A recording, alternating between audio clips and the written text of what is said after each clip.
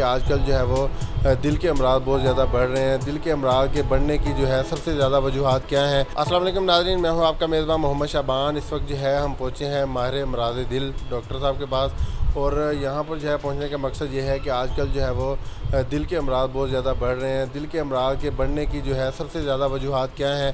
پہلے ہم جو ہے وہ دیکھتے تھے کہ صرف جو بزرگ تھے ان میں جو ہے ہارٹ اٹیک جو ہے وہ آتا تھا. اب جو ہے وہ بچوں بڑوں خاص طور پہ نوجوانوں میں اس کی ریشو بہت زیادہ بڑھ گئی ہے. ڈاکٹر مجیب الرحمان پیر زادہ ہمارے ساتھ موجود ہے. سر بتائیے گا کیا وجوہات ہیں کہ آج کل ہر بندہ جو ہے وہ ہارٹ اٹیک کی بیماری میں مبتلا ہو رہا ہے؟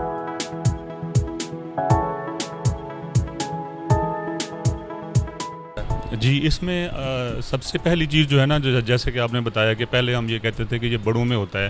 جو اس میں بنیادی وجہ تھی وہ یہ تھی کہ جیسا کہ شوگر کا ہونا، بلڈ پریشر کا ہونا، وزن زیادہ بڑھ جانا اور اس کے بعد سگریٹ نوشی کرنا. اس کے ساتھ ساتھ اب جو فیکٹرز چینج آ رہا ہے وہ یہ ہے کہ جس طرح آج کل رجحان بڑھتا جا رہا ہے، خصوصاً ہماری ینگ پاپولیشن کے اندر کے جو ہے نا ان کی جنسی ادویات کا استعمال اور جو معاشی حالات ہیں، جس طرح کی بے روزگاری بڑھتی جا رہی ہے، اس کا بڑا مضر اثر آ رہا ہے انسان کی صحت کے اوپر، جس کی وجہ سے بتائیے گا جنسی ادویات جو ہے آج کل نوجوانوں میں اس کا بڑھتا ہوا رجحان بہت زیادہ ہے، تو یہ کیسے جو ہے وہ اثر انداز ہو رہا ہے نوجوانوں کے اوپر؟ اس میں جب یہ اس کی ایکسیس یوز کی جاتی ہے تو اس سے ہوتا یہ ہے کہ جو دل کی رفتار ہوتی ہے نا وہ کافی زیادہ آؤٹ آف کنٹرول ہو جاتی ہے، چینج ہو جاتی ہے، بدل جاتی ہے.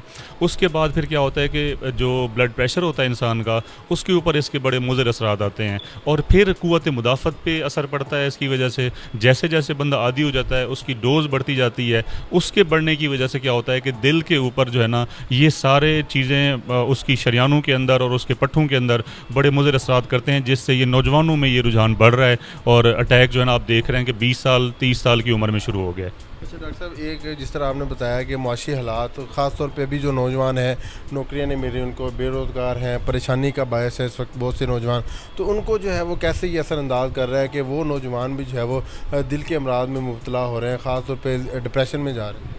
اس میں دیکھیں کہ ایک تو ہمارے ہاں جو ہے نا وہ کسی کے پاس سند بھی ہے، تعلیم بھی ہے، ڈگری بھی ہے، تو جاب کی تلاش میں وہ مارے پھر رہے ہیں، انہیں یہ جاب نہیں ملتی.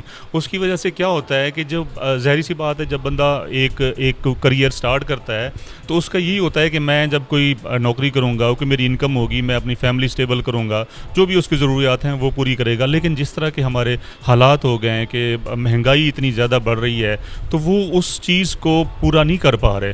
اس کا ان کی صحت کے اوپر ظاہر سی بات ہے پھر وہ خوراک بھی اس طرح نہیں لیں گے، اپنا کیئر بھی نہیں کریں گے. انہیں فکر ایک ہوگی کہ ہم نے جو ہے نا اپنی معاشی حالات کو بہتر کرنا ہے، جو کہ وہ پورا نہیں کر پا رہے. تو یہ پھر انسان کی صحت کے اوپر نا بڑے مضر اثرات کر رہے ہیں، اور یہ حالات پھر جو ہے نا یہ بڑا سمجھ لیں کہ ایک بڑی پیچیدگی آ رہی ہے اور چینج آ رہی ہے کہ ہماری جو نوجوان نسل ہے ہم اس کو محفوظ کرنے کے لیے اس کو بہتر کریں ہم. اچھا ڈاکٹر صاحب، مجھے بتائیے گا، ابھی میں آپ کے ہاسپٹل میں آیا ہوں تو یہاں پہ میں دیکھ رہا ہوں کہ مردوں کی تعداد جو ہے بہت زیادہ ہے، خواتین کی تعداد جو ہے بہت کم ہے. یہاں پہ 90% جو ہے مجھے مرد نظر آ رہے ہیں. اس کی کیا وجہ، کیا عورتوں کو ہارٹ اٹیک آتا نہیں ہے؟ صرف مردوں کو ہی ہارٹ اٹیک ہوتا ہے یا کوئی اور وجہ بھی ہے؟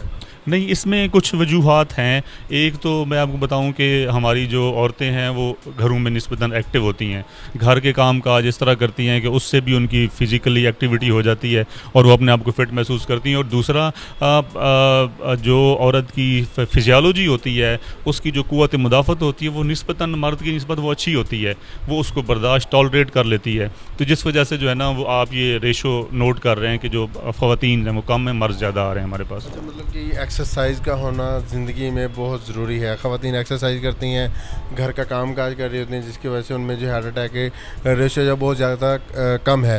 تو کیا کہنا چاہیں گے نوجوانوں کو، لوگوں کو جو ہمیں دیکھ رہے ہیں کہ وہ اس ہارٹ اٹیک سے جو ہے وہ کیسے بچ سکتے ہیں؟ اس کی احتیاطی تدابیر کیا ہیں؟ اور خاص طور پہ آج کل جو جنک فوڈ آ رہا ہے، خاص طور پہ جو ہے بہت زیادہ نوجوان جو ہے وہ اس کی طرف آ گئے ہیں، پیزے، برگر، شاورمے، ہر طرف یہی چل رہا ہے. تو ان کے بارے میں آپ کا کیا کہنا ہے؟ اس میں جو سب سے اہم پہلو آپ نے جیسے بتایا نا وہ ورزش کا ہے. روزانہ کی بنیاد پہ ہمیں جو ہے نا وہ 30 سے 45 منٹ کی ورزش جو ہے نا اپنی زندگی کا معمول کا حصہ بنائیں. دوسرا، یہ جو جنک فوڈ ہے اس کو جتنا ہم کم کریں اتنا بہتر ہے. یہ اس کے اندر صرف ٹیسٹ کے علاوہ کچھ نہیں ہے، یہ ساری جا کے آپ کے جسم کے اندر، آپ کی شریانوں کے اندر اس نے جمع ہونا ہوتا ہے، وہ تنگی آ جاتی ہے. وہ پروسیس جو 60-70 سال کی عمر میں ہونا تھا وہ جیسے آپ ایک روٹین میں جنک فوڈ کو لے کے آتے ہیں وہ اس ٹائم سٹارٹ ہو جاتا ہے اور جلدی جو ہے نا دل کے اموات اور اس طرح کی شیئر ریشو بڑھ رہی ہے پھر. اچھا ڈاکٹر صاحب یہاں پہ ایک اور کویشچن میرے ذہن میں آ گیا, اگر کوئی نئی بندہ ایکسرسائز کر سکتا, ظاہر سی بات ہے معاملات زندگی اتنی ٹف ہو گئی ہے کہ بندہ اپنے لیے ٹائم نہیں نکال پا رہا, نہیں ایکسرسائز کر پا رہا, تو وہ لوگ جو ایکسرسائز نہیں کر پاتے وہ ایسا کیا کریں کہ وہ جو ہے ایکسرسائز کے بغیر جو ہے ان بیماریوں سے جو ہے یا دل کے مرض سے جو ہے بچ سکتے ہیں؟ دیکھیں یہ صحت, اسے کہتے ہیں صحت کی تعلیم, اس کا پتہ ہونا نہایت ضروری ہے. ظاہر سی بات ہے مصروفیت کی وجہ سے کوئی نہیں کر پا رہا تو انسان دیکھے کہ میرے اندر کون سی ایسی چیزیں ہیں جو مجھے جن کو ترک کرنا چاہیے, جن کی وجہ سے میرے دل کے اٹیک ہونے کا رسک ہے.